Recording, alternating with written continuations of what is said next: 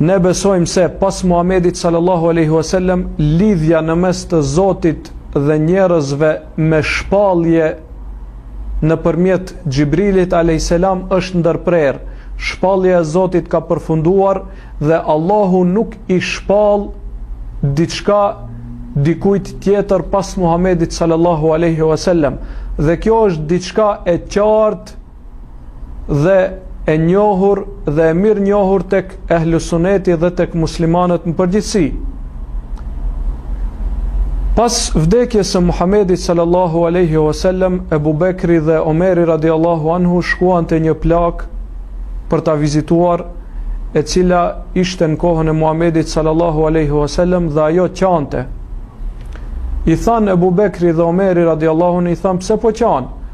Muhamedi alayhis salam tash është transferuar në një shoqëri më të mirë, është në xhenet pranë pejgamberëve të tjerë, pranë të dashurve të tij e kështu me radhë. Atëherë pse qanë?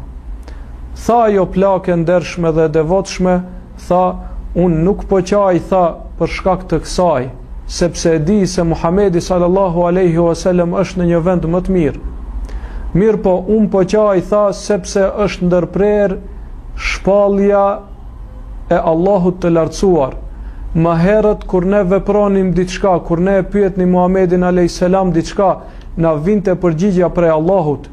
Andaj unë jam mallëngjyer, thot, me këtë komunikim që e kishim me Zotin e botrave dhe po qaj se është ndërprer shpallja nga Allahu i lartësuar. Atëherë edhe Ebu Bekri dhe Omeri radiallahu anhuma filluan të qajnë. Dhe kjo është argument se tek sahabët ka qenë e njohur dhe e mirë njohur se me vdekjen e Muhamedit alayhis salam shpallja është ndërprer, shpallja ka marrë fund, dhe kushdo që pretendon se atij i vjen ndonjë dituri, s'është patjetër të pretendoj se është pejgamber.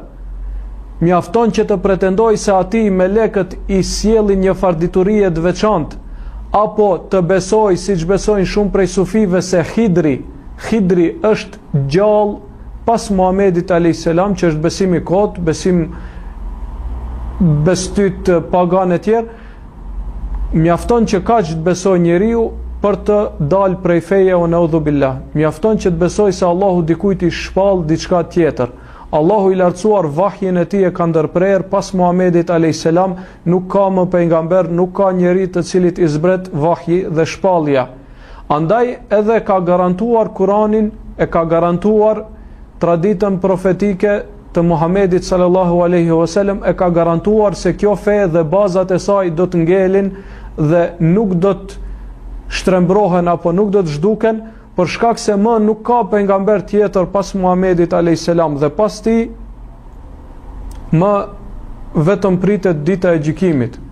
Sa i përket zbritjes së Isaut alayhis salam që do të vijë në kohën e Mehdiut dhe do ta luftojë Dexhallin, atëherë Isau alayhis salam do të vijë si njeri i thjesht, e jo si pejgamber. Do të vijë si njeri i thjesht dhe do të falet si muslimanët dhe do t'i nënshtrohet Kuranit dhe Sunetit Muhamedit sallallahu alaihi wasallam dhe do ta luftoj çdo kënd i cili thot se ai është biri i Zotit, dhe do të sqaroj se unë nuk jam biri, se ai nuk është biri i Zotit dhe se ai ka qenë vetëm pejgamber dhe se të tjerët duhet ta pasojnë Muhamedin sallallahu alaihi wasallam. Thot Muhamedi alayhis salam, pasha atë në dorën e të cilit është shpirti im, edhe Musai alayhis salam sikur të ishte gjallë, nuk do të kishte rrugdalje tjetër pos të më pasoj mua. Nuk do të kishte rrugdalje tjetër pos ta pasoj Muhamedin sallallahu alaihi wasallam, i cili është pejgamberi i fundit dhe me vdekjen e të cilit shpallja është ndërprer.